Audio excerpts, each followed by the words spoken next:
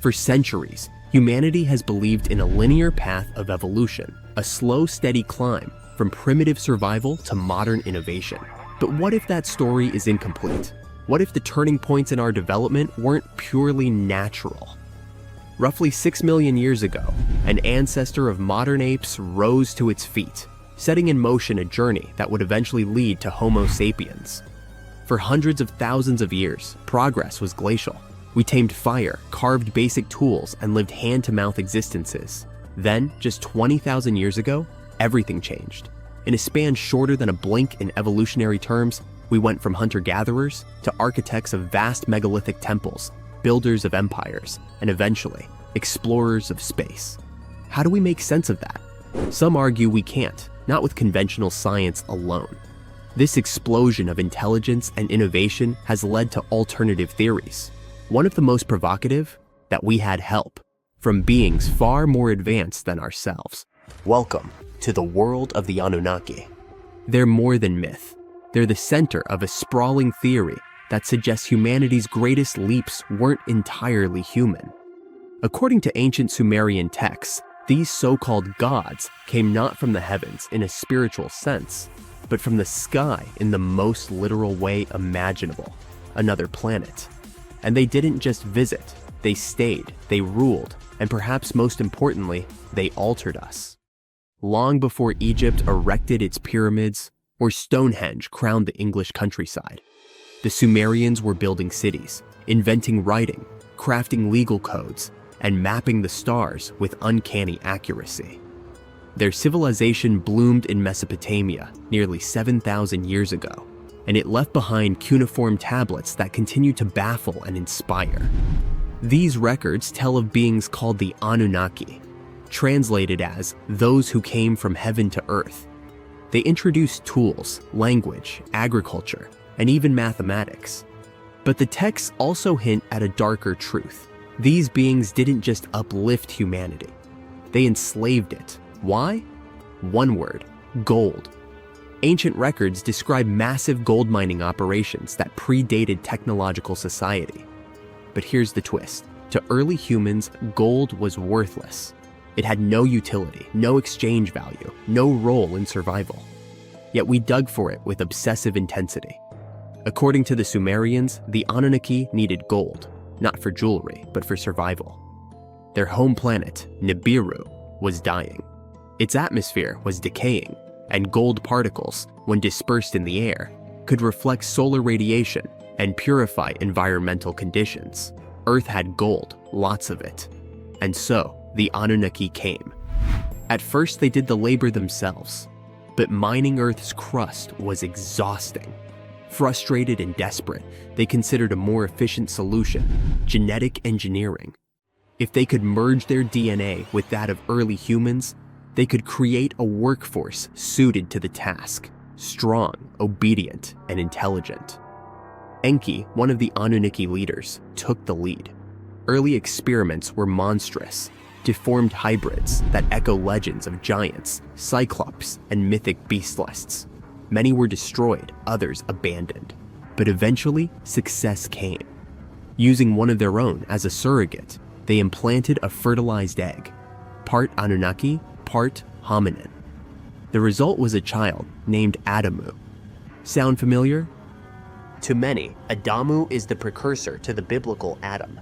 The parallels between religious creation stories and Sumerian myth are too sharp to ignore. Created in our image, from clay, the Sumerians were telling a story that would echo through ages, morphing into sacred texts and oral traditions around the globe. Adamu and his descendants became laborers, building a society under Anunnaki rule. But something strange happened. These hybrids didn't just follow. They learned, they questioned, they grew in number and complexity. Eventually, they became us. Here's where the timeline warps. Homo sapiens have existed for over 300,000 years. Yet for most of that time, we were indistinguishable from animals in both behavior and cognition. Then, seemingly overnight, we developed art, architecture, religion, governance, and science. No smooth curve, just a spike. How? Some point to climate shifts or population booms, but others look to Nibiru.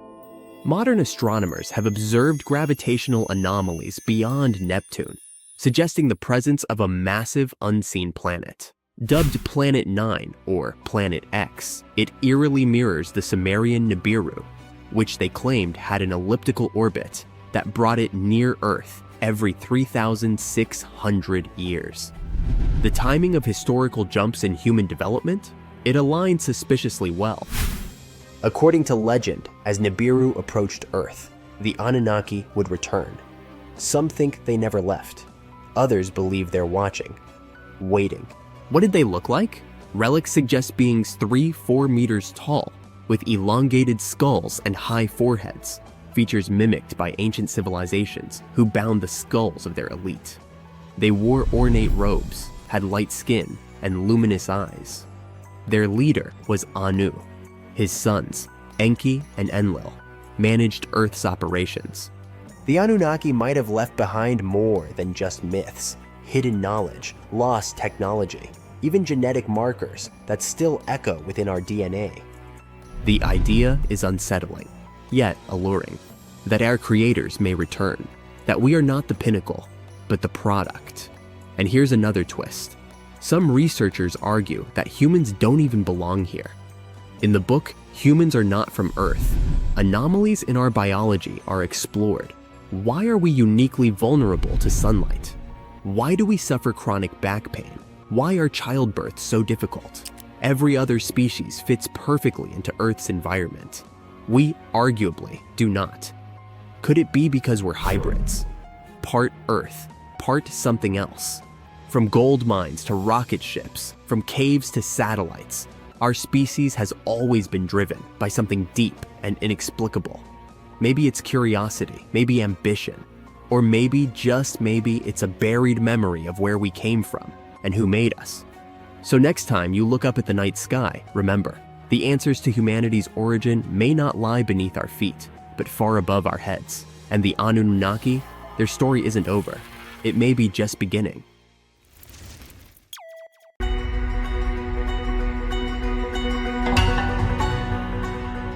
Take a look at these stones. They seem ordinary at first glance, just ancient slabs, ruins of some buildings.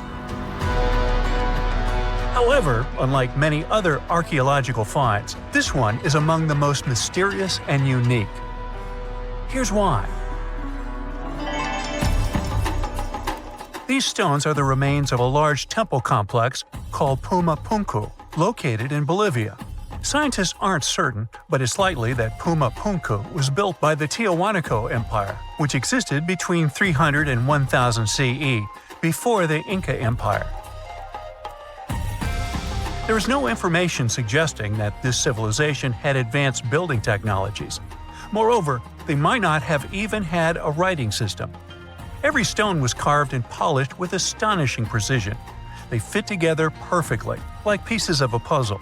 The craft is so refined that not even a razor blade can pass between the stones. Quite impressive for people who lived around 1500 years ago. And these stones are heavy. The largest ones weighed around 130 tons. So, how did the builders transport such weight from one place to another? Scientists suggest that this civilization did not know about the invention of the wheel. So, how did they manage to build such a perfect engineering structure? Did Tiahuanaco have the knowledge and tools for stonework? Or did someone else build Puma Punku? There are several theories about this. Theory 1. There was some advanced civilization that came to South America, interacted with Tiahuanaco, built this engineering marvel, and then left. Theory 2. Some beings from another planet came to Earth, showed humans how to build perfect structures, and created Puma Punku. This theory is dubious. Another idea from this series suggests that Puma Punku was built by mythological creatures from the South American culture at that time. Theory 3, the most likely one. There is no mystery here. Tiahuanaco was indeed an advanced civilization with incredible building technologies. So, what do you think?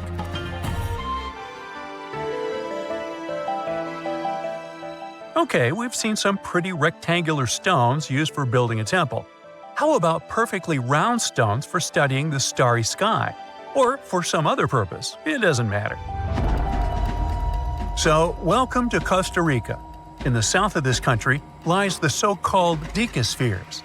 These are large, heavy, round stones created in the pre-Columbian era, around 600 CE.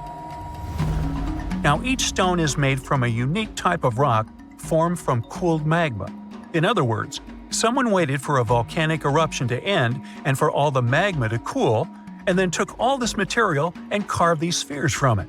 But how did they achieve such a perfect shape? Scientists suggest that people use small stones to grind and carve the cooled magma. Some specialists think that the stones were made for navigation. They could have indicated the way to certain places. Another theory claims that the deca squares were used for astronomy. No one knows for sure. We may never get the answer to this question because the people who knew the secret of the stones disappeared after the Spanish expansion.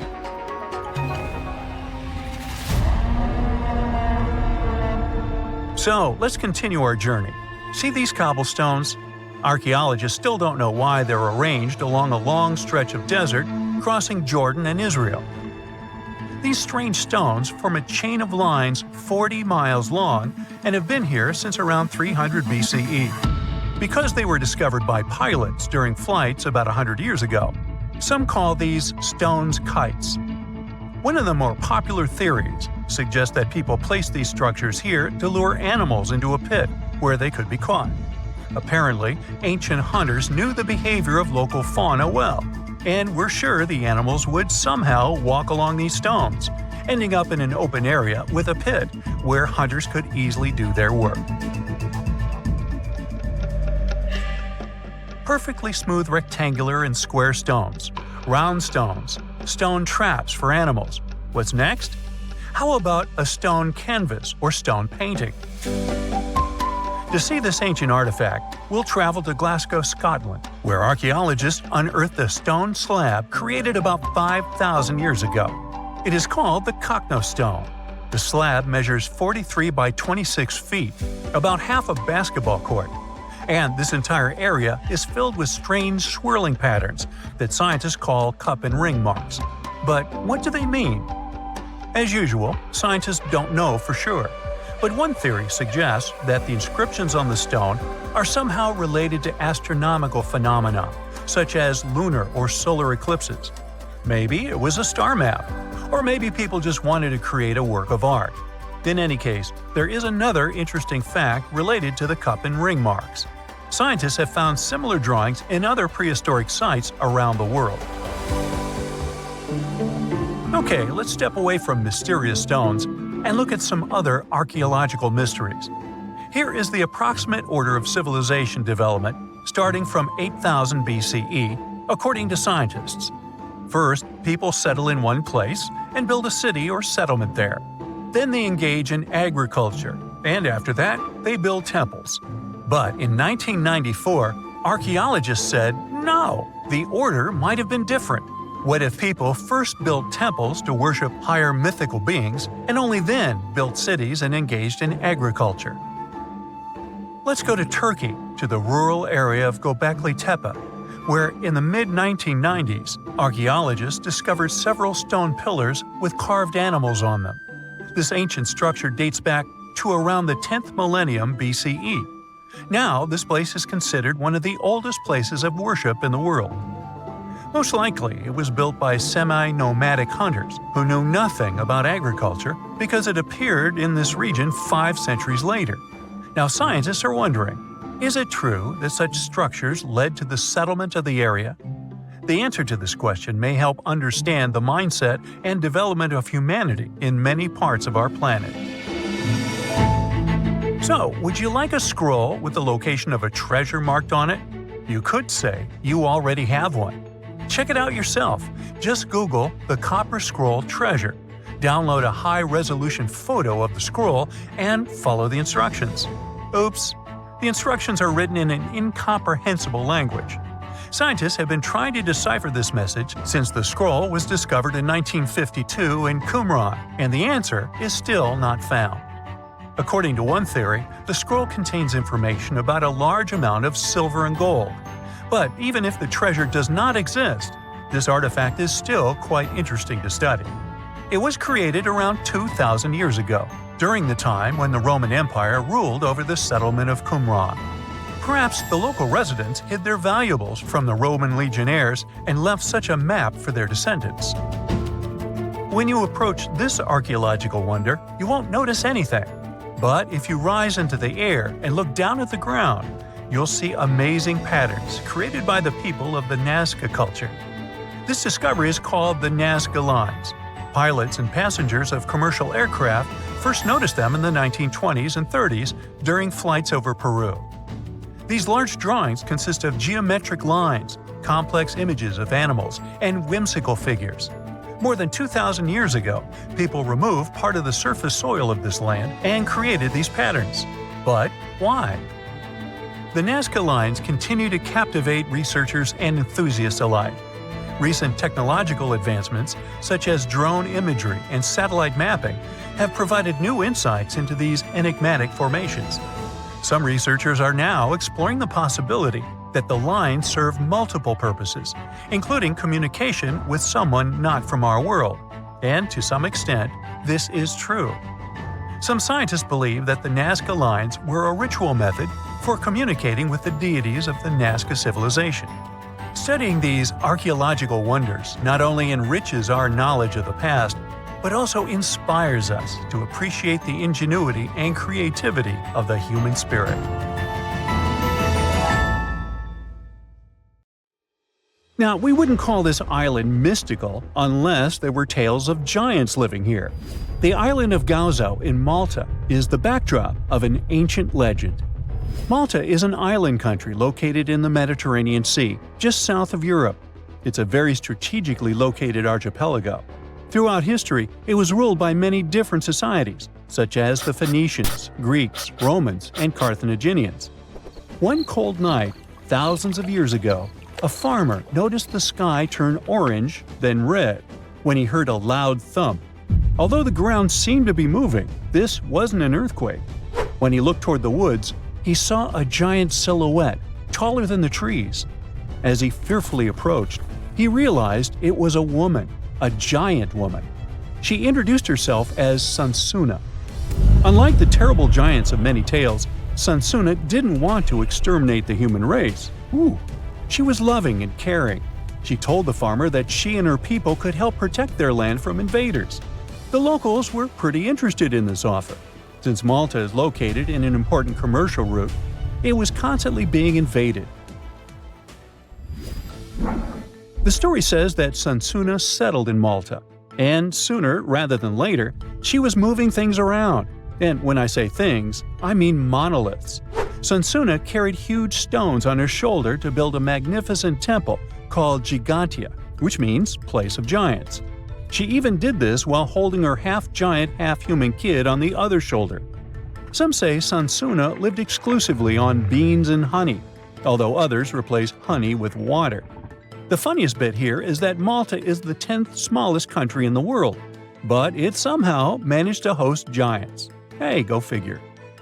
The temple looked like a giant game of Tetris, with some stones weighing as much as 20 elephants.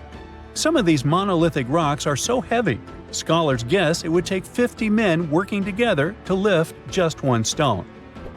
Now, as much as this is entertaining, humans never proved giants were real, so this story couldn't be true. There's a brief mention of a species of giants called the Nephilim in some ancient texts. The Nephilims would have been terrible giants that wreaked havoc on the earth and only survived until the Great Flood. But nobody ever found real proof of this species really existing on Earth, until this came along. The world of Maltese archaeology unearthed quite a few shocking things in the past years. One of them are known as the hypogeum skulls. Hypogeum is the Greek word for underground, and this incredible site was discovered in the first decade of the 20th century. Back then, Malta's National Museum director received an important phone call. Someone had accidentally dug some impressive bones and asked him to come check it out. The hypogeum looked like an underground city, filled with mazes and rooms that stretched along multiple floors.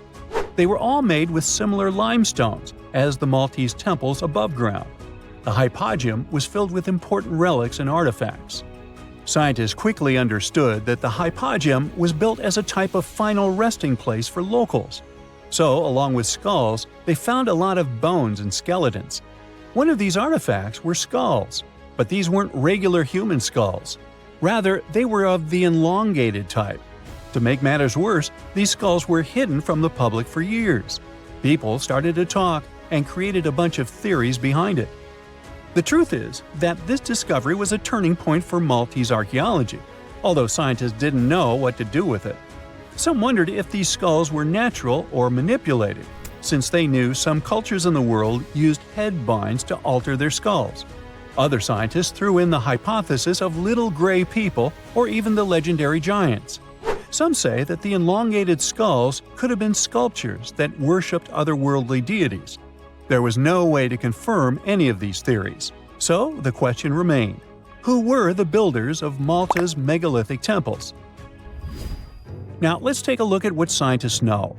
The Maltese megalithic temples have been standing strong since 3500 BCE, which is even older than the pyramids of Egypt. The main dilemma here is that these temples were built even before we invented writing, yet they required advanced technological skills to exist. The Gigantea Temple seems too absurd to have been built by humans. The South Temple has a corridor with 4 oval rooms on the sides, looking like a big shamrock leaf. In one of these rooms, scientists found altars decorated with spiral patterns. It looked like an altar of some sort, indicating early Maltese people used them for ritualistic purposes. The North Temple is similar but smaller, with a very low entrance that makes people crouch down to get inside. You get it? You need to bow down to their deities in order to get into this sacred place. I mean, one can't help but wonder about the secret reasons these ancient builders had to build such a huge temple. I'm thinking they probably cast one of Daenerys' dragons to move the monoliths around. Yeah, I'm joking here. But hey, remember the entrance to King's Landing? Yup, the series used the Medina Gates in Malta as the exterior of King's Landing during Episode 3 of Season 1. Anyways, back to the giants. The ritualistic theory of the whole thing won a few points when archaeologists uncovered these mysterious figures. They're popularly known as fat ladies. These tiny statues have round bodies and faces that show how much they enjoyed life. They kind of look like a miniature Sunzana, the giantess we talked about. Scientists believe these were statues that celebrated well-being and prosperity. It does prove that the people of the time had advanced craftsmanship skills, and they were pretty intentional with their constructions and art manifestations. One of these statues is known as the Sleeping Lady. This Neolithic piece of art depicts the figure of a large woman lying on her side sleeping. After studying it deeper, scientists guessed this statue was meant to represent the Great Reaper. It was found in the hypogeum, which we now know was a huge resting place. This specific statue is different from all the other fat ladies, starting with the hair and the embroidered skirt. Then there's this statue. This is supposed to represent an 8-foot-tall woman and the rim of her skirt. She was discovered in the most unusual of ways. A farmer was trying to plow his field, but he kept hitting large blocks of stone. All the way back in 1915, the farmer called Malta's National Museum director and asked him to come check it out. Some think this is all the proof you need to confirm that Sunsana was real. Others aren't all that sure. But that's not all. The place where this giant statue was buried revealed one of Malta's most impressive archaeological sites, the Tarsian temples. The temples were made from limestone blocks. Some are 20 feet tall and weigh around 20 tons. Zamet, the museum director, kept digging and discovered multiple sites made of megalithic stones. All of them supposedly built by Stone Age farmers, all stranded on a remote island in the Mediterranean Sea thousands of years ago. It just doesn't make sense. I mean, look at these temples in Manidra. This is probably the world's earliest calendar. On the equinoxes, the sun passes directly through the main doorway, straight down the central axis. On the solstices, there are 2 superb variations. During the summer solstice, the rays fall on the edge of the megalith to the left of the doorway, and during the winter, the rays fall to the right side of the doorway. It's astronomical precision at its finest. And what about the structures in the Hal Tarshan that we've already talked about? This complex is the oldest one in all of Malta. It was built with the purpose of doing animal offerings to deities. Scientists confirmed this by unearthing numerous animal bones buried in the soil. They also found a great collection of spirals, indicating that the locals also used this temple for ritualistic purposes. Overall, there are 7 megalithic temples in Malta, each more impressive than the other. Scholars keep on digging to see if they can uncover the truth, much like researchers do with the pyramids of Egypt, the lost Mayan cities in the Americas, and other sites. Archaeologists have been studying Petra in Jordan for 200 years, and in 2024, they found something they had never seen before. It's a tomb with at least 12 complete human skeletons and artifacts that are over 2,000 years old right in front of the treasury. Bronze, iron, and ceramic items were placed with the deceased, which shows how people honored their loved ones when they passed away. It's a rare chance for scientists to learn more about the Nabateans, an ancient group of Arabian nomads who built Petra. The objects found in the tomb under Petra's treasury are in amazing condition, but the skeletons became fragile because it's damp inside the tomb. They plan to study the remains and extract DNA to see if the people in the tomb were related. While some scientists are solving tomb mysteries, others have trained AI to find new ancient sites for them. They've created an algorithm that works with a special type of satellite imagery. This technique uses radio waves that can peek under things like sand, soil, and even ice to find hidden objects. AI will help search a huge desert on the Arabian Peninsula called the Empty Quarter for archaeological treasures. The lead scientists of the experiment trained the algorithm to recognize hidden locations using data from a site they had found before. The new tech can discover buried structures within 20 inches, which is very precise. Another groundbreaking tech, LiDAR, which means light detection and ranging, helped archaeologists reveal new hidden cities all around the world. LiDAR can see big structures beneath layers of vegetation and map even subtle changes in ancient landscapes. They use it to scan large areas from a small plane flying over places that aren't so easy to study from the ground, like dense jungle. In 2024 alone, they found new Maya settlements in southern Mexico, gardens, roads, and rivers in Ecuador's Amazon rainforest, ancient ruins on the Pacific island of Tonga, and the remains of 2 medieval cities along the Silk Road route in Uzbekistan. Maybe some smart technology can also explain what Marge Simpson is doing on Earth in an ancient Egyptian tomb from 3,000 years ago. The drawing, featuring a woman with yellow-colored skin, a blue crown, and a green outfit, is alarmingly like the famous cartoon character. If you don't see a resemblance here, I hope you'll at least enjoy an amazingly well-preserved necklace with amethyst and agate beads. It's from another recent find from Egypt, an ancient tomb with 11 sealed burials near Luxor. Archaeologists also found 2 copper mirrors, one with a lotus-shaped handle and the second with a unique design of the deity of the sky, women, fertility, and love in ancient Egypt. The hair of the figurine was originally made from almost 4,000 mud beads. Another awesome find from 2024 is an ancient Greek shrine with intact burials, a sarcophagus, and plenty of gold inside. They think it was built before the year 300 before the Common Era, and the marble lions, also found inside, were made from the same marble as the Parthenon in Athens. Greece is so full of ancient treasures that the city of Thessaloniki will house around 300,000 of those artifacts in their new subway system. Meanwhile, archaeologists in France have found a monument unlike any other, and they can't figure out what it was used for. It's direct proof that people used to live here between the Neolithic and the early Iron Age periods. The coolest part is a monument made of 3 unique shapes that fit together like puzzle pieces. Some gravel found in the monument could mean there used to be a wooden fence called a palisade. People who built it probably used it for protection or decoration. The team studied the layers of soil around the monument to learn more about its origins. The only tools found so far were sharp flint stones, not the cartoon characters, which were used during the Neolithic period. The next step will be radiocarbon dating to figure out exactly how old the site is. Now, the oldest saddle ever found so far was found in the grave of a woman near the edge of the Taklamakan Desert in northwest China. This saddle is the oldest ever discovered. It was crafted from pieces of leather that were sewn together and stuffed with straw and animal hair to make it soft. Now, normally, things made from natural materials like this don't last very long because they rot or fall apart.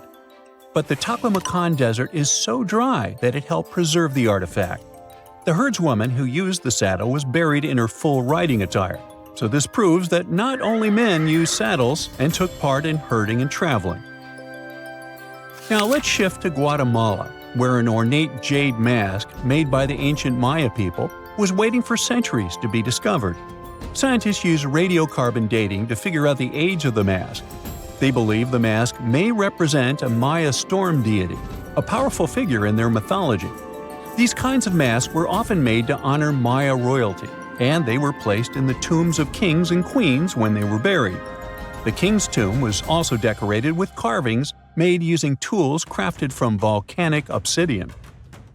After 15 years of searching, scientists may have finally figured out where the altar stone of Stonehenge comes from. They compared the tiny minerals inside the altar stone with rocks from many places in Wales and England and ruled out lots of spots.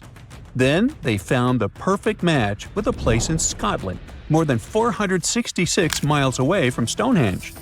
This area might even be Orkney, a group of islands in the far northeast of Scotland where a lot was going on during the Neolithic period. The big question now is how ancient people moved such a massive stone so far. The altar stone is over 16 feet long and weighs more than 6 tons. The new theory is that they might have used boats to carry it across the coastline and rivers. Once it was close to Stonehenge, they theoretically dragged it across the land using wooden sleds, ropes, and a lot of teamwork. Meanwhile, in the north of France, an ancient home popped to the surface during the construction of a new house. It turned out to be a luxury urban house for the elite from the 2nd century of the Common Era. The inside of the house was destroyed by a fire, but under the destroyed layer, there are beautiful, real-size fresco paintings. Turkish archaeologists unearthed the arm and foot bones of elephants that lived around 9 million years ago. They also found fossils of early horses, giraffes, and even saber-toothed cats. They've already identified 43 distinct types of animals from this site and collected more than 4,000 fossils. One more cool find from Turkey is a 64,000-year-old workshop inside Enkaja Cave. It looks like people used it for 24,000 years non-stop. There are some tools inside, like flakes and blades, which were made inside the workshop. In eastern Turkey, a farmer accidentally found a 1,000-square-foot mosaic from the late Roman or early Byzantine period just beneath the dirt. Experts say it's a one-of-a-kind thing from this region and is still in one piece after all this time. The pattern shows dozens of trees, plants, and animals that were found in ancient Turkey.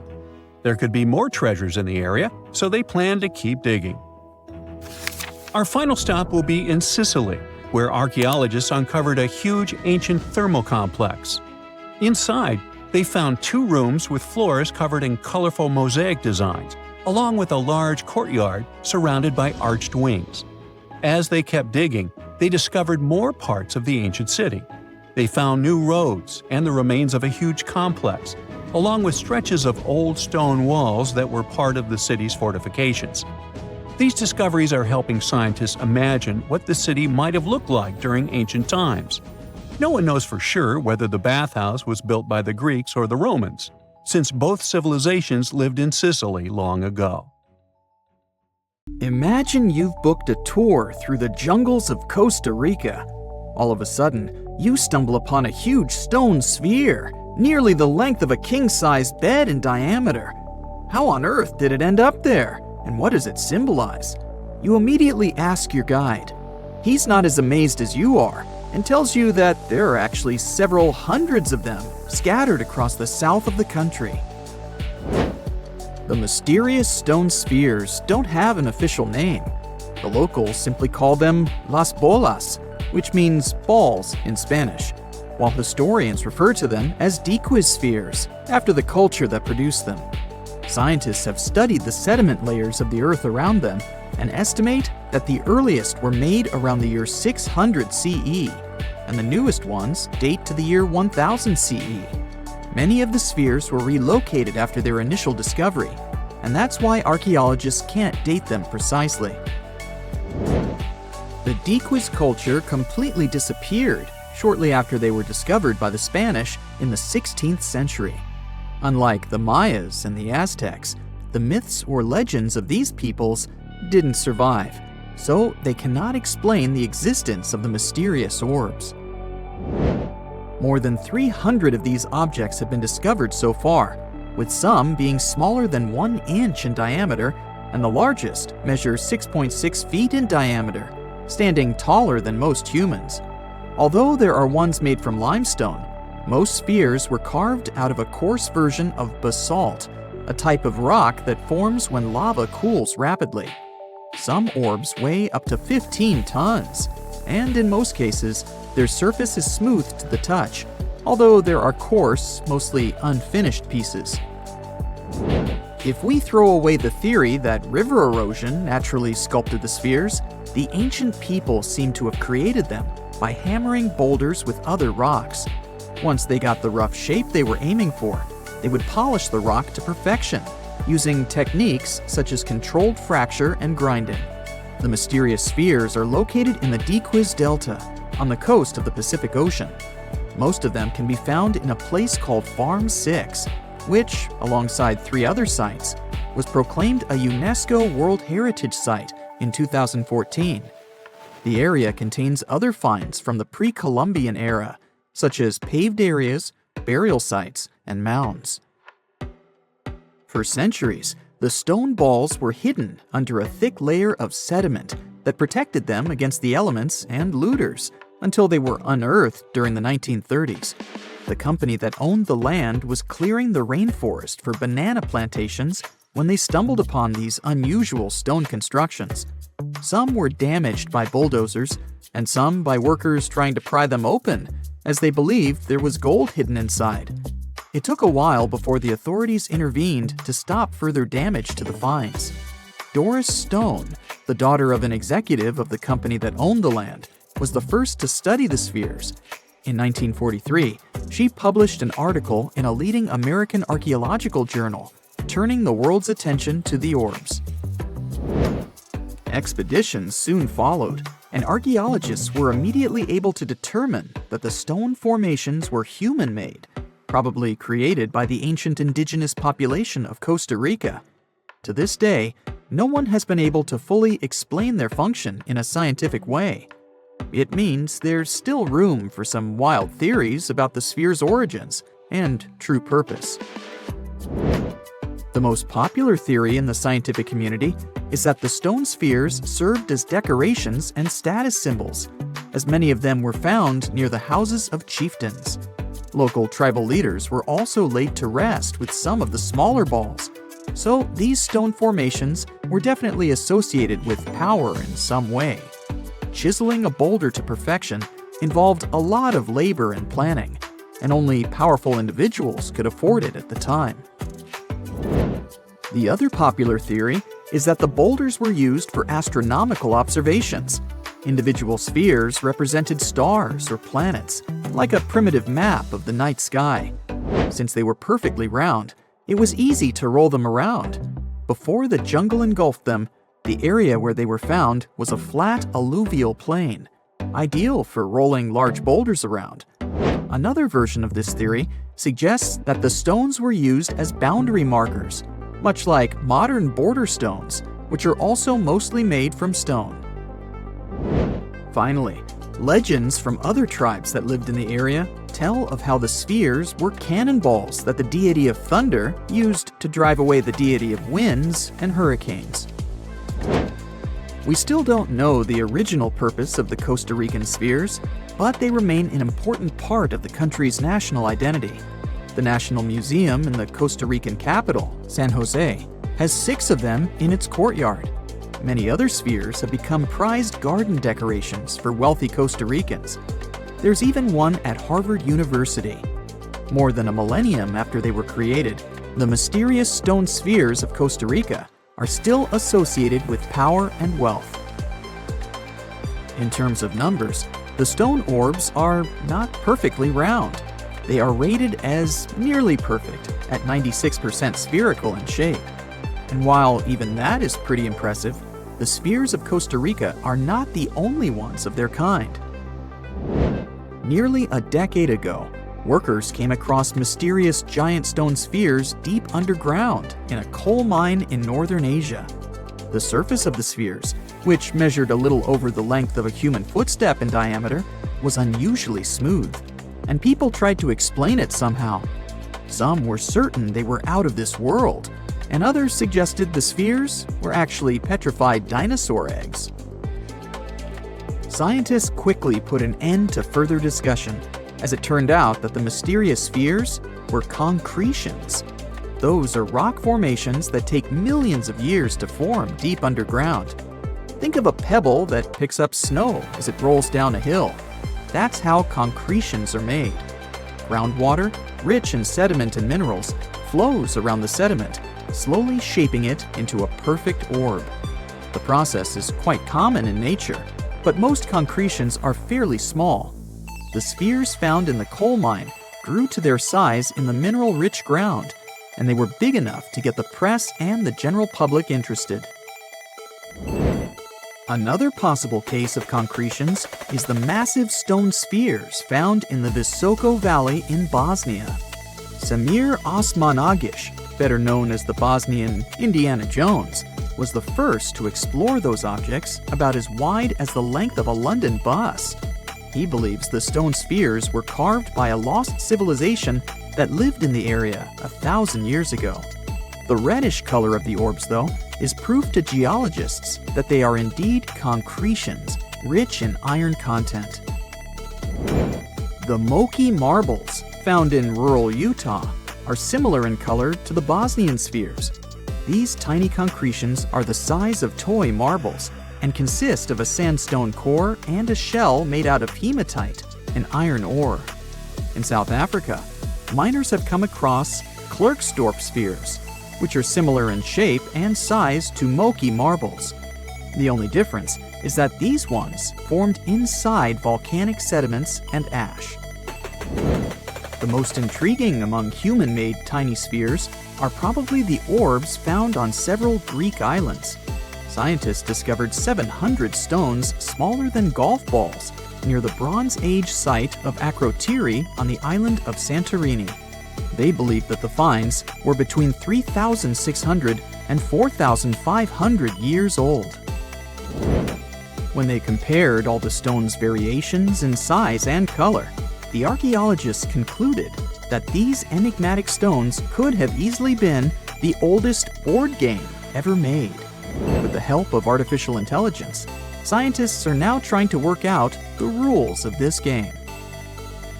In February 1961, 3 adventurous rock lovers were searching for geodes near Olancha, California. They took one of their findings home and studied it because it looked pretty unusual. They managed to cut through the matrix and discovered something unexpected inside. Instead of the usual mineral formations, it had a cylindrical object resembling porcelain inside. There was a metal shaft at its center, and around it, a hexagonal sheath made of copper and some unidentified substance. Its discoverers were hoping they had found an example of some unknown technology from 500,000 years ago. It could be proof that there was a hyper-advanced ancient civilization like Atlantis, or that time travel was real. Maybe someone came all the way from the future and accidentally dropped the item. Or maybe some intelligent extraterrestrial beings brought it when visiting Earth.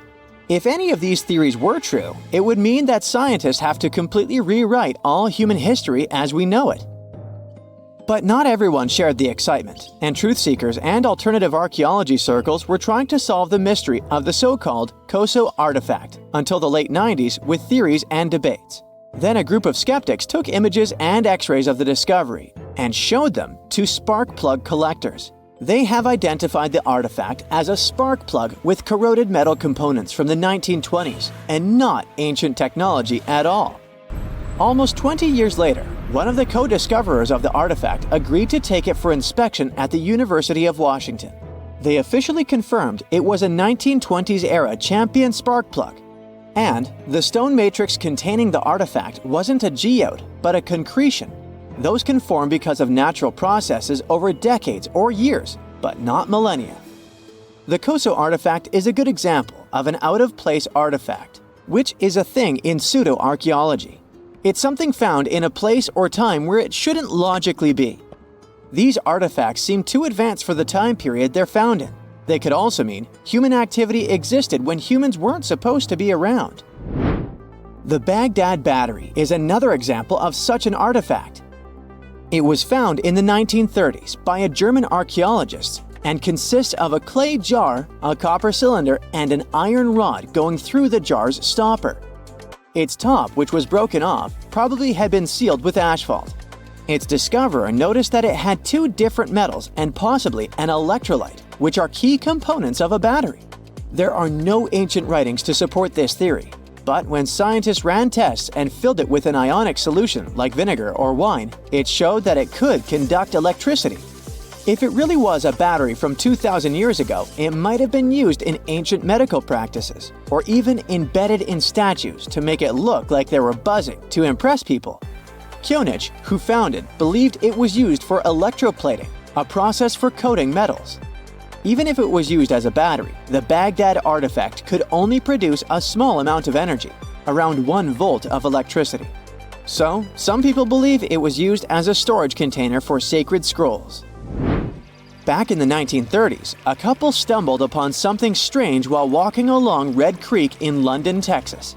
It was a piece of wood sticking out of what looked like an ancient rock formation. Around a decade later, their son, who was really curious to find out its secret, decided to crack open the rock and found a surprisingly modern hammer inside. This discovery caught the attention of Carl Baugh, a young Earth creationist who claimed the rock surrounding the hammer dated back to the Cretaceous period. He saw it as evidence against evolutionary theory. After some investigation, scientists proved that the rock was not as ancient as it seemed. Geological processes have just encased the modern hammer over time, so it wasn't evidence of humans coexisting with dinosaurs like the Flintstones, as some hoped. It was just a case of a miner dropping his hammer centuries ago and nature doing its thing. A Chinese archaeologist supposedly stumbled upon some caves that seemed to serve as a burial ground for small beings with big, oval heads. Alongside these remains, there was rock art depicting figures with round helmets, the sun, the moon, the earth, and stars connected by groups of pea-sized dots. They also found over 700 mysterious stone discs etched with spiral grooves. Things got even weirder when these discs were sent to a Chinese professor who claimed the grooves were actually written characters. According to his translation, the discs told the tale of Dropa visitors from another planet who had crashed their spaceship on Earth about 12,000 years ago and had tried to live among us until they were hunted down by locals. But there's no concrete evidence that any of this actually happened. The story was first published back in the 1960s in a couple of articles, but it all seemed a bit fishy. None of the people involved, the archaeologist, the professor, or even the university they supposedly worked at, seemed to have left any trace in the records. And while there is a group in Tibet called the Dropka, they're fully human, not extraterrestrial visitors, and there's no solid proof that the Dropa stones exist at all. In a remote part of China, there are some bizarre pipe-like formations known as the Beigan pipes. A local explorer found them back in 1996, protruding from Mount Beigan and along the shores of Tosan Lake nearby. Some people thought they were the work of ancient guests from other planets. When samples of the pipe material were tested, they contained mostly common minerals, but there was a mysterious 8% of unknown stuff. Special testing revealed that these pipes had been there before humans. Chinese geologists later visited the site and suggested that these pipes were formed naturally over time. It could be sediment piling up in the fissures in the earth, or even fossilized tree roots from the area's lush past, but it's not certain. There's a mysterious terracotta head in Mexico with a hard-to-pronounce name, discovered back in the 1930s during a burial excavation. This head looked a lot like fancy Roman statues, so it wasn't clear what it was doing in Mexico. For some reason, the discoverer kept it secret for several decades. The head was found in a pyramid with 3 floors about 40 miles from Mexico City, alongside gold, copper, and pottery. Some argue that if this head really is many centuries old, it could mean the Romans or some other civilization had made it to Mesoamerica before Columbus did. There are also drift voyage theories mentioning a shipwreck after which some artifacts and survivors made it ashore. Some suggest that this figurine head was a little souvenir brought over by the Vikings. But there's no solid archaeological proof of the Vikings meeting the folks in Mesoamerica. There are some artifacts floating around, but none of them have been stamped as undeniable evidence of pre-Columbian contact, so the mystery of how this head ended up where it did remains unsolved.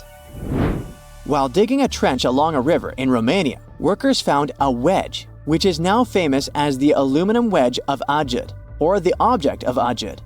Right next to it, there were some mastodon bones. Those distant relatives of elephants lived 11,000 years ago, so the wedge is probably of the same age. The cool part is that it's made of aluminum, a metal not even discovered until the 1800s. This material requires serious heat to produce. The wedge is also covered in a thick layer of oxide that's been sitting there for hundreds of years. Some folks believe this wedge must have crash-landed here on a spacecraft from some other planet. Some scientists think it's all a hoax, and others suppose it might be a human-made object with an unknown purpose. In the northeast of Thailand, a family of enormous stone whales swim through a forest. These aren't real whales, of course. They're actually a part of a 75-million-year-old rock formation. A long time ago, this part of Thailand was just a desert. The movements of the Earth's crust pushed sandstone up to create these fascinating mountains. Reachable by anyone willing to spend a day hiking up the network of trails, this landmark is becoming increasingly popular with tourists. Once you reach the back of one of the whales and look down on the endless sea of green below, you'll know why. On these hikes, you'll find waterfalls, a wide variety of exotic plants and animals, and from the very top, you can even look straight across to the neighboring country of Laos. Their shapes look just like whales swimming together. No wonder this place is called Three Whale Rocks. What a way to see Thailand on the back of a giant stone whale. While digging in a Canadian mine in March 2011, a worker made a shocking discovery. They found a nearly perfectly preserved nodosaur specimen.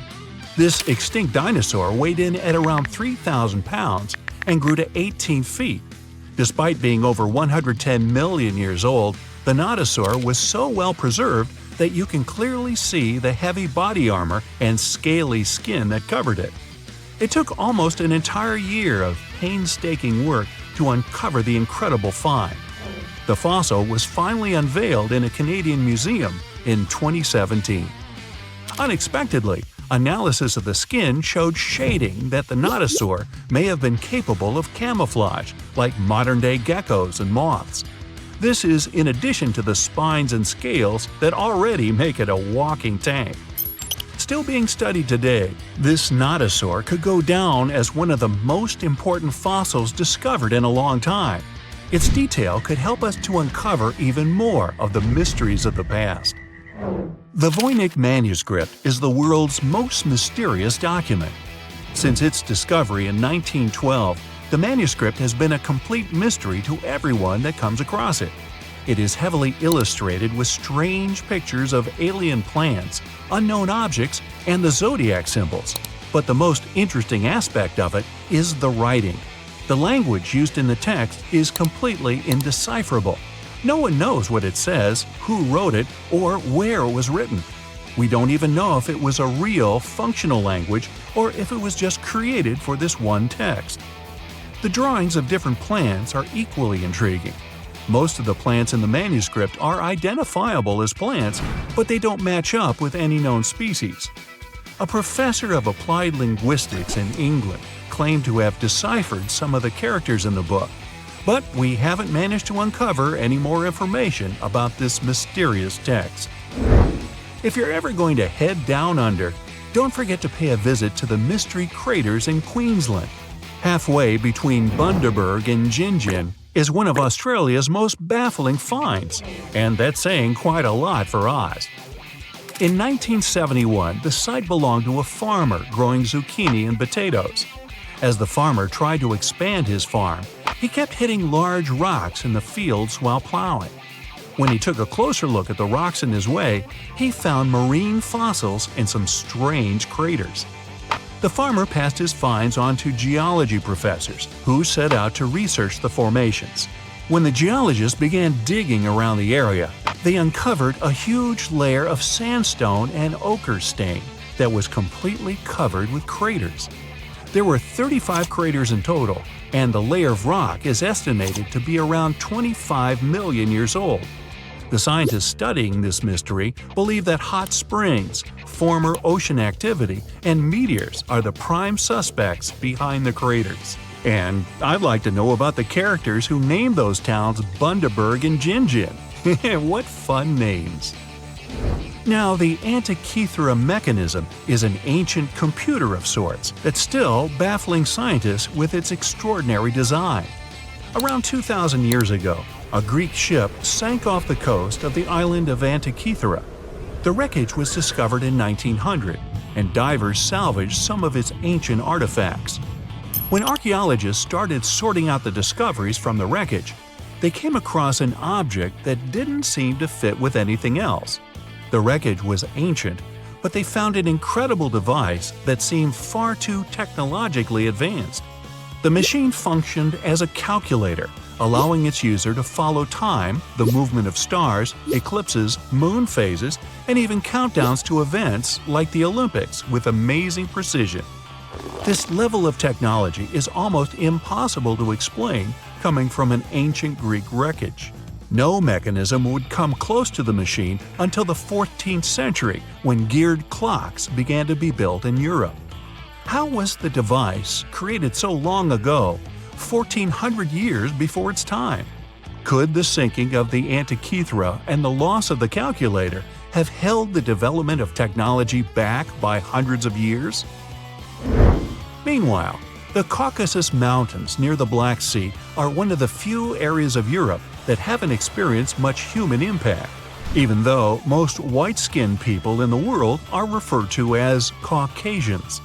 Despite this, archaeologists have found many ancient megalithic structures in the area. The house-like structures, known as dolmens, contain jewelry, bronze tools, and assorted pottery. Archaeologists don't know who built them, why they built them, or what their true purpose is. The stones were either two stones held together by a large stone as a roof, or smaller stones stacked as walls with a hole only on one side. There have even been stone plugs found that to seal whatever is inside.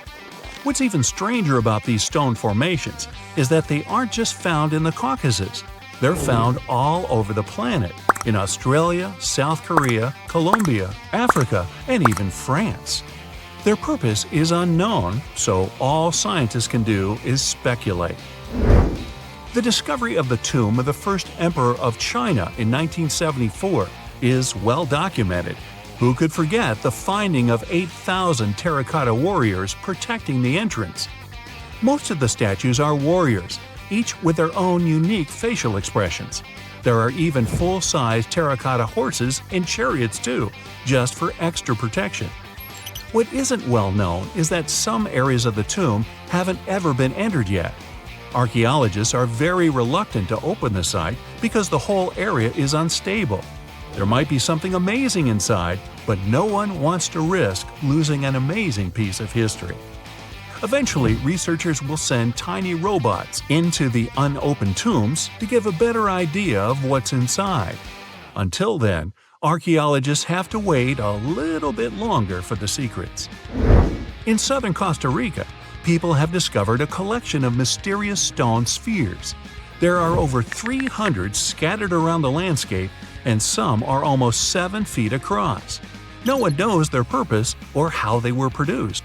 One thing we do know is the material they were made from: gabbro, a volcanic rock. Carving the stones into their perfect spherical shapes would have taken a lot of time and effort. Researchers think they might have been made by a now extinct group using barely any tools. The best theory is that they used small stones to chisel away at the edges of boulders before using sand to smooth the sides. Some think that they may have an astronomical purpose or even used as markers to point the way towards something, but no one knows anymore. Their significance is lost with the civilization that created them. Off the southern tip of Japan and 75 miles from Taiwan lies the Yonaguni Formation. A local diver first noticed these formations in 1986 while searching for new dive sites to take tourists. Seeing the large steps that resembled a pyramid, he thought he discovered an underwater city. Some archaeologists believe that the structures could have been signs of a fabled Pacific civilization, like Atlantis, that vanished beneath the waves thousands of years ago. There are also reports of marks in the stone, suggesting quarry work. Some people even claim that there were faded images of humans and animals carved into the stone. None of this is backed with much evidence, though. Most experts believe that the formation is natural, and the symmetry of the rocks has been overstated. They are not as straight as reported, and it appears to be solid natural rock, rather than carved blocks. In other words, the resemblance to a sunken civilization is just a coincidence. In Turkey, archaeologists believe they might have found the oldest known architecture in the world, over 10,000 years old, according to experts. Found in an area that used to be home to ancient farming communities, these monoliths, which stood up to 18 feet high, were likely used for social events and rituals. Not much is known about them, though. These large stone structures seem to be human-shaped, with images of animals carved into them. Nearby, researchers have found signs of domestic housing, suggesting that these amazing monuments might have signaled the start of the move towards modern civilization. The Kimbaya artifacts are some of the most interesting artifacts ever found. The most curious thing about them is how closely they seem to resemble modern airplanes.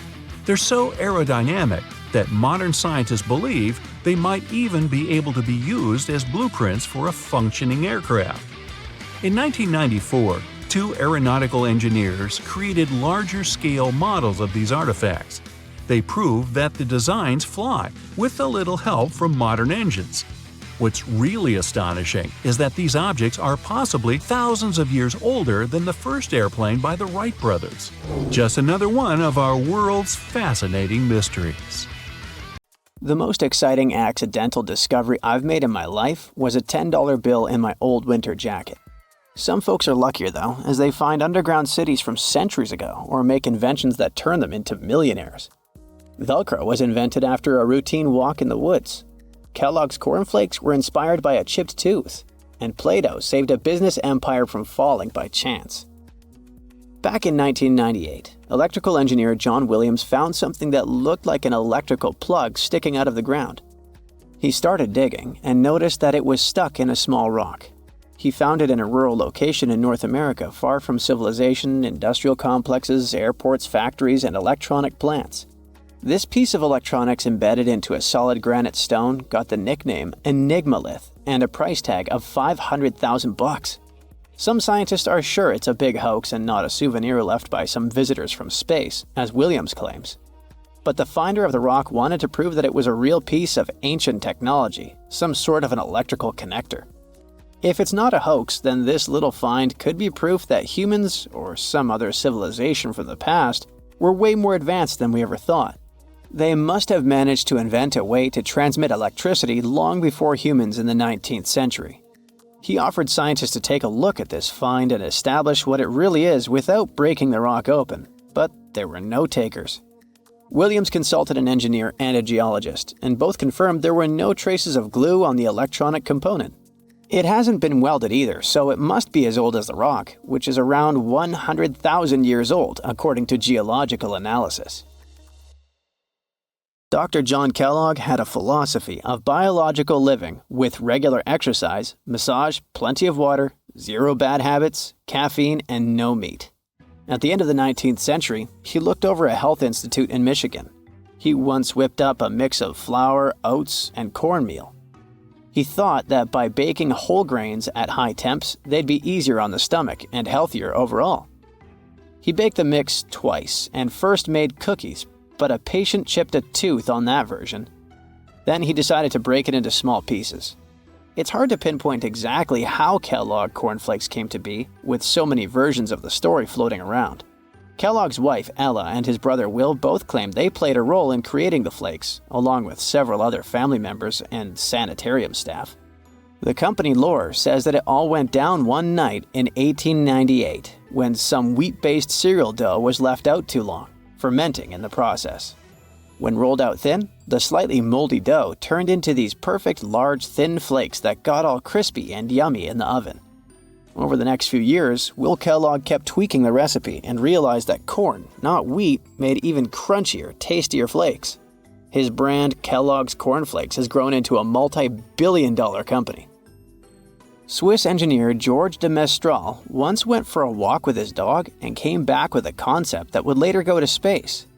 Once they got back from the woods, de Mestral noticed that his pants and his dog's fur were covered in the tiny barbs of the cocklebur plant.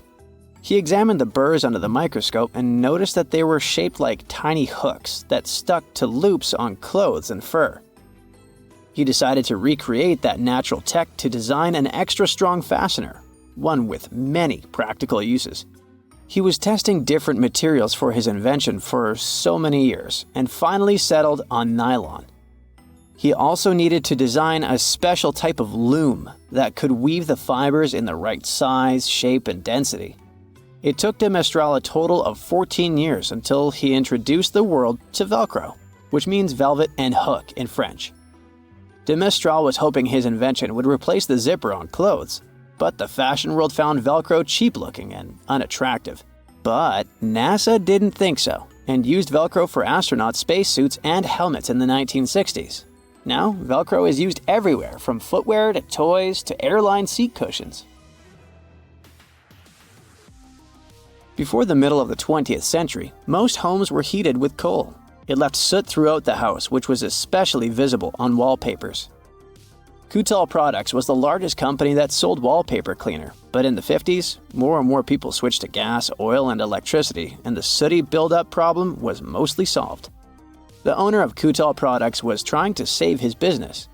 Meanwhile, his sister-in-law read that wallpaper cleaner could be used to make holiday decorations.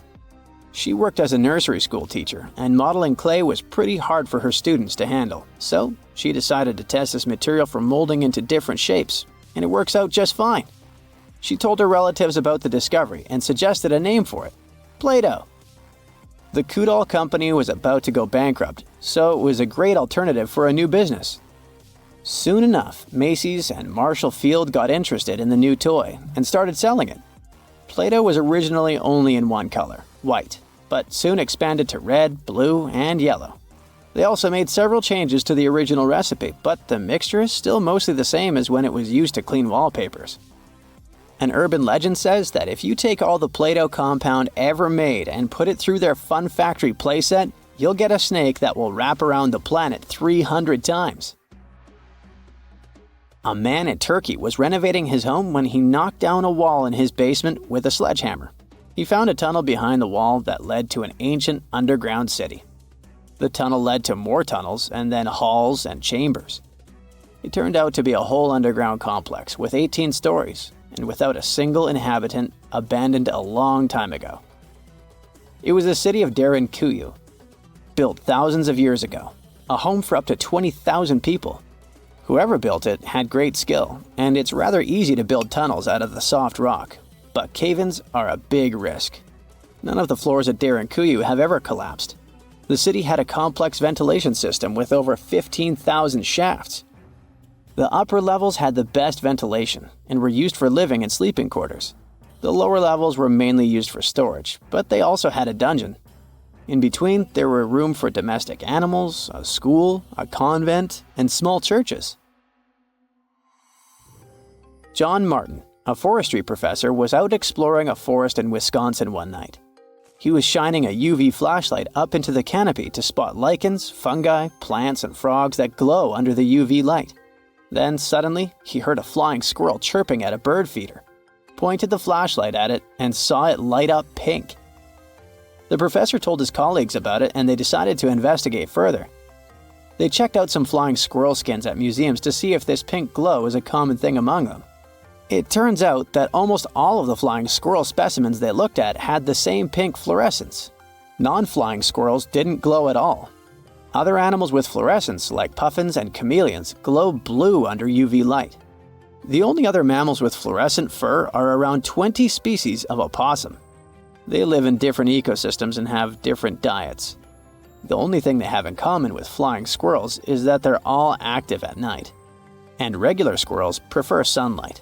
There's enough ultraviolet light in low light conditions, and nocturnal animals need UV vision. So the pink glow might have to do with nighttime perception and navigation, especially in cold and snowy conditions. Or it could be a way for male flying squirrels to attract prospective mates. It could be a sort of mimicry.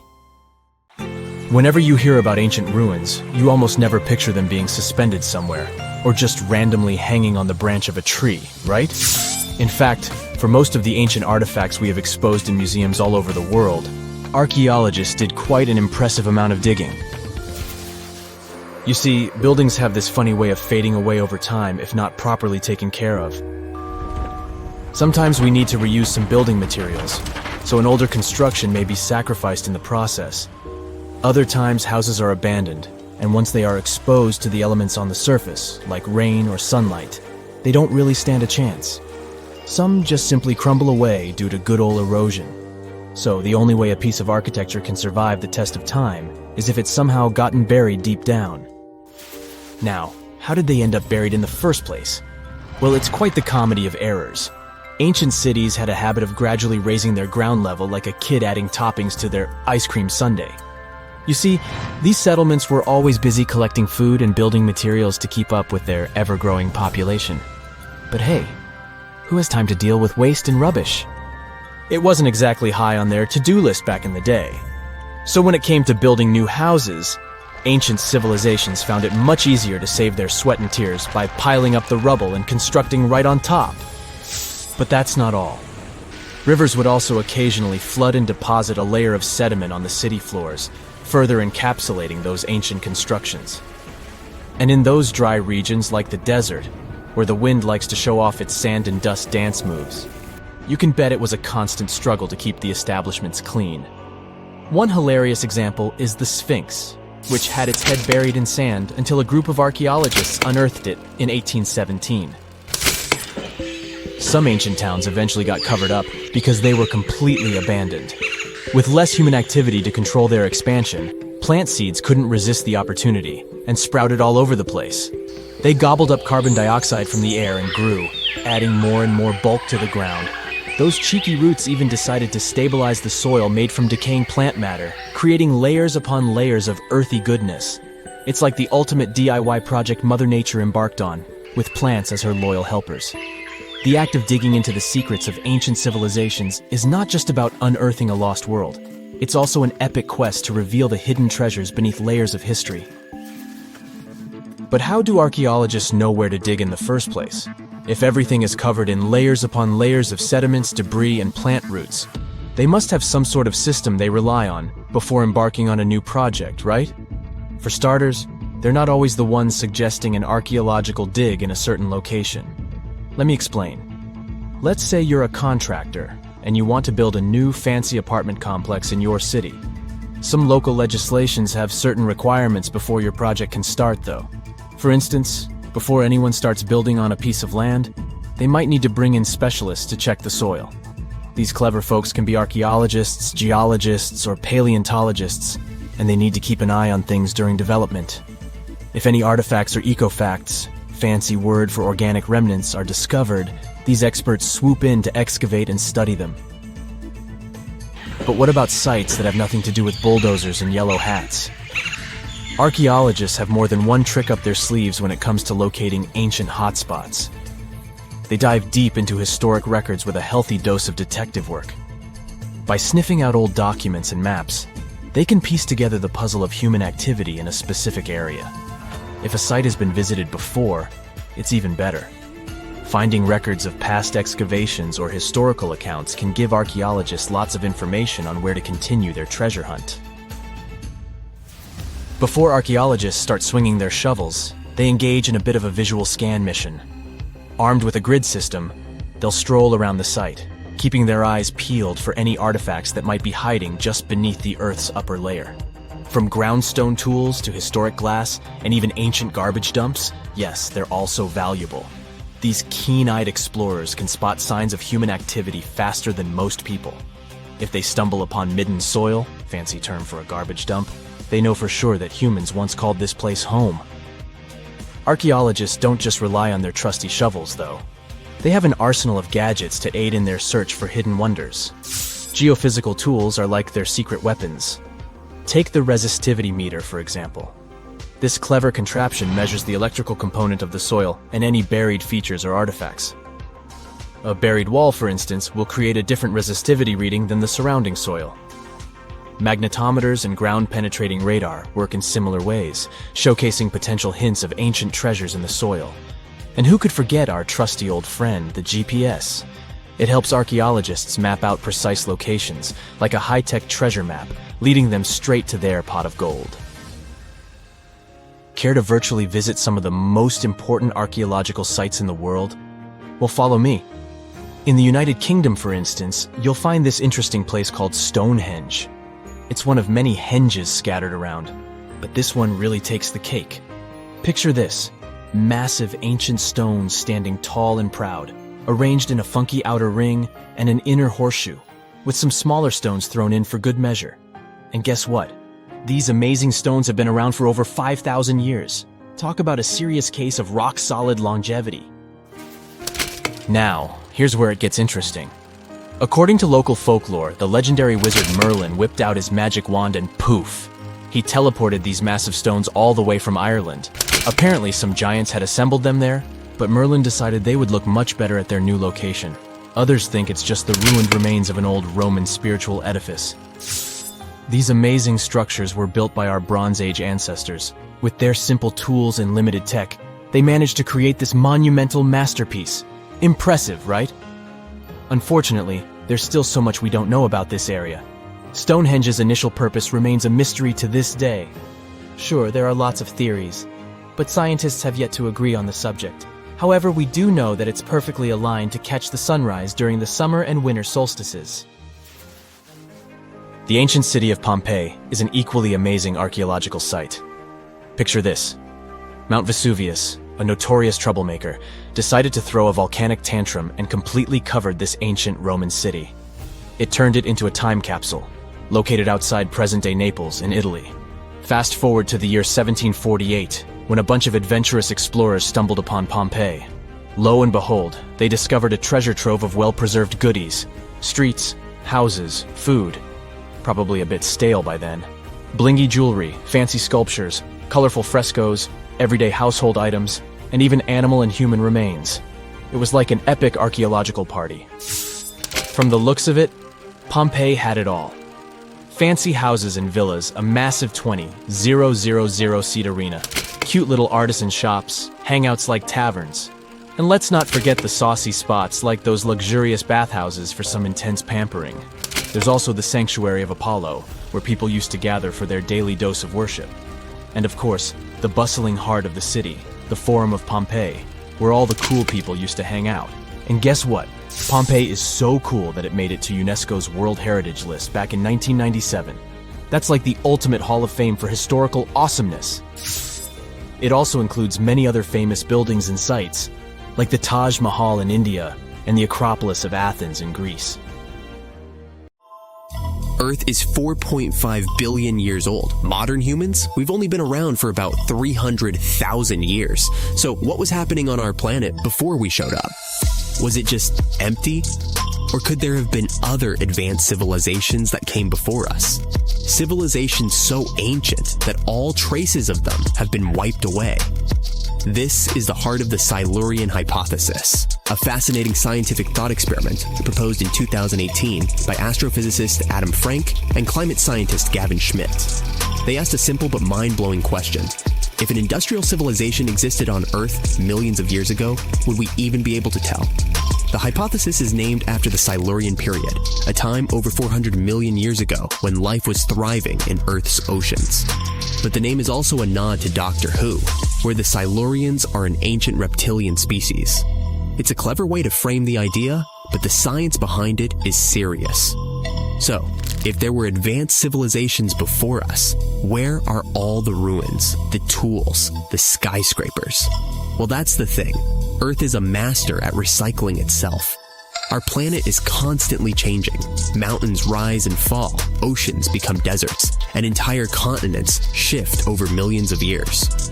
Processes like plate tectonics, erosion, and volcanic activity are like nature's cleanup crew. Think about it. If humanity disappeared today, how long would it take for all traces of our civilization to vanish?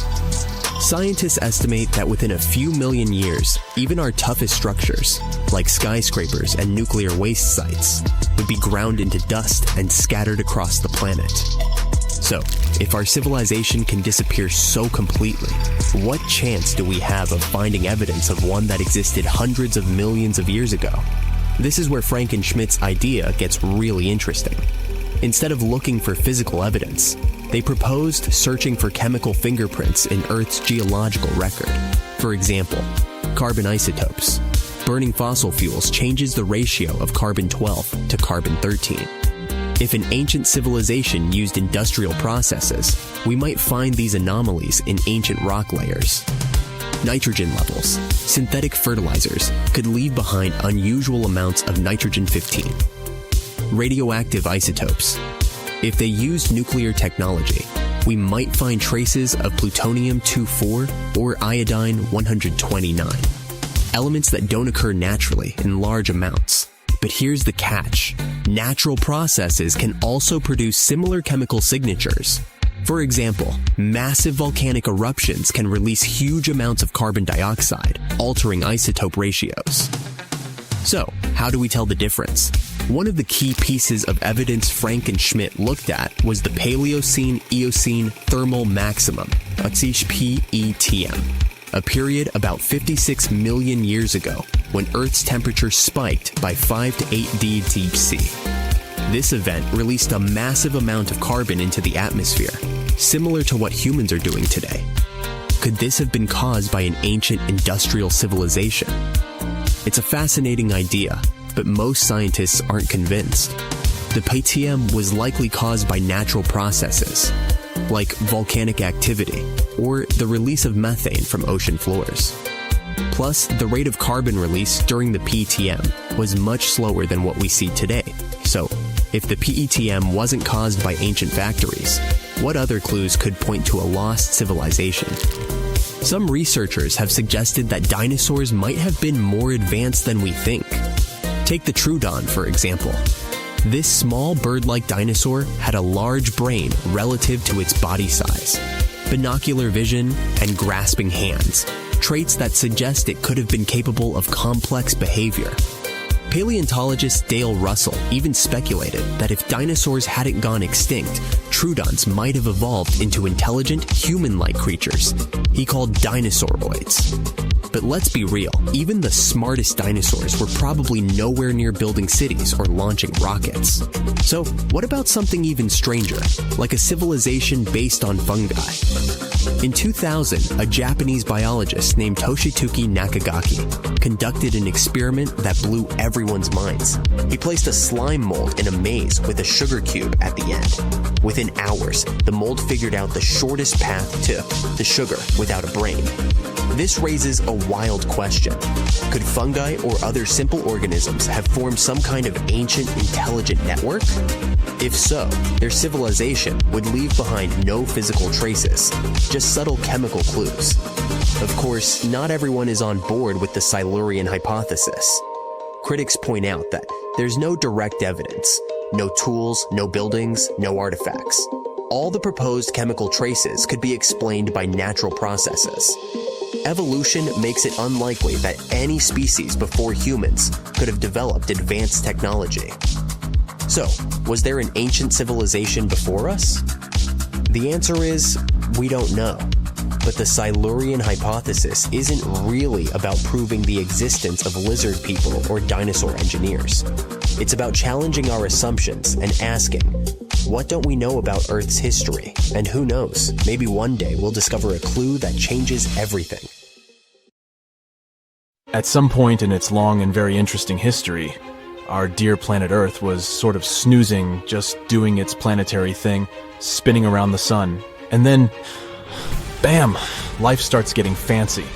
Plants and animals start strutting their stuff, showing off their complexity. Fast forward a bit, about 65 million years ago to be exact, and a cosmic disaster strikes, or at least that's what we presume. An asteroid probably smashed into Earth, wiping out the dinosaurs and other big animals. We can't pinpoint specifics about the asteroid, but we do know that it was extremely large and it crashed into our precious planet, creating a dusty mess that settled everywhere. You can still find remnants of that dust layer in sedimentary rocks today. If you dig beneath it, you'll uncover a whole bunch of fossils. These prehistoric creatures were living it up before the asteroid crashed the party. Think of it as the planet going on a cleaning spree, leaving a bunch of empty spaces waiting to be filled.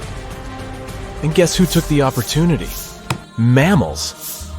These furry little critters were the ones to rise to fame. But why is it that this disaster became such a great opportunity for mammals? It's pretty simple, actually. With no big bullies around, they grew, multiplied, and had a population expanse. All kinds of mammals joined to fill in the blanks. Primates, rodents, basically, the whole furry gang. We're talking about placental mammals, marsupials, and even egg-laying mammals, adding some serious variety to the mix. We like to think of primates as our closest relatives here on Earth. What's their story? Well, around 63 million years ago, just a couple of million years after the dinosaurs' final dance, the primates decided it was time for a family reunion.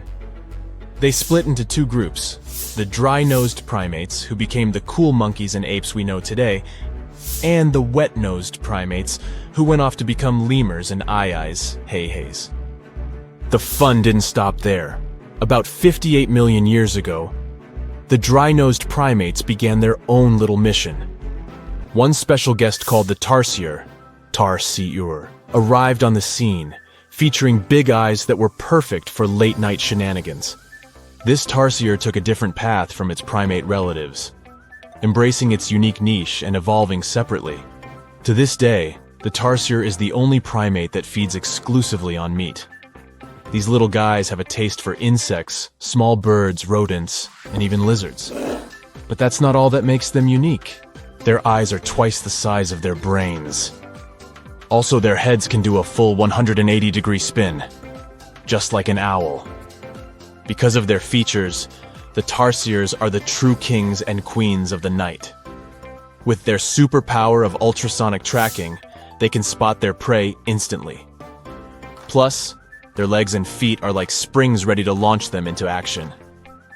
They've got this special ankle bone called the tarsus, which gives them those epic leaping skills. Hence the name, if you were wondering. But let's leave these little critters to rest and get back to our story, shall we? About 55 million years ago, the Earth cranked up the heat, literally. This sudden hot pod was a bit too much for many deep ocean dwellers and plants to handle, and they bid their farewells. But hey, every goodbye is an opportunity for something new, right? The oceanic mammals known as cetaceans, saw their chance and took it. They splashed into those empty niches, becoming the rulers of the sea. In this category of creatures, you can find the blue whale and the dolphin. A special primate guest made an appearance around 47 million years ago. Scientists now affectionately call the fossil of such a creature Ida. This little wonder caused quite a stir, initially hailed as the missing link in human evolution. But here's the hilarious part. It turned out Ida was not one of us dry-nosed primates, but a cheeky wet-nosed one. Moving forward to 40 million years ago, this is when another big event happened in the primate world. The New World monkeys, our distant cousins, decided to take a different path and branch off from our lineage of old world monkeys. They packed their bags and set off to conquer South America, where they're still living it up today. What's the difference between the two, you might ask? Well, one crucial thing that sets them apart is the fact that the old world monkeys had nostrils that pointed downwards. Around 25 million years ago, another troop of apes entered the scene, and these guys had something special: the lack of a tail. These unique creatures would go on to become our closest relatives. We're talking apes and great apes, the cool gang who share a whole lot of genetic similarities with us. The first ape to break free from the monkey madness was the gibbon. About 18 million years ago is when this little acrobat swung into the picture. A few million years later, the great apes made their grand entrance too. Orangutans were the pioneers, venturing into the wilds of southern Asia. We're getting closer and closer to the present. It was 7 million years ago when the great apes took a major fork in the evolutionary road. One path led to our ancestors, the future Homo sapiens, and the other path led to chimpanzees and bonobos. These two primate branches remained united for a few million years before finally going their separate ways. 5.6 million years ago, a game-changing ape called Ardipithecus made its way into our evolutionary history. It had a special talent, bipedalism. That's right, this was one of the first apes to walk on 2 feet, probably making its primate buddies raise an eyebrow or two. The real showstoppers, however, arrived around 4 million years ago, the Australopithecus crew. These were the earliest members of the Hominina hominina subtribe, our tribe. What made them so special? Well, probably the fact that they brought some serious tools to the game. Stone tools, to be precise. It seems that at some point in their evolution, these clever primates started using stones to make their lives easier. Now here comes a crucial turning point in our story. About 2 million years ago, our ancestors faced a food shortage. Survival of the fittest was the name of the game, and 2 strategies emerged. Group 1 went for stronger jaws, allowing them to chomp on tough foods like nuts. Group 2 had a different idea. They opted for weaker jaws, but bigger brains. They wanted access to a wider range of food options. Obviously, the bigger-brained group took the prize. And here's where our gang comes into play.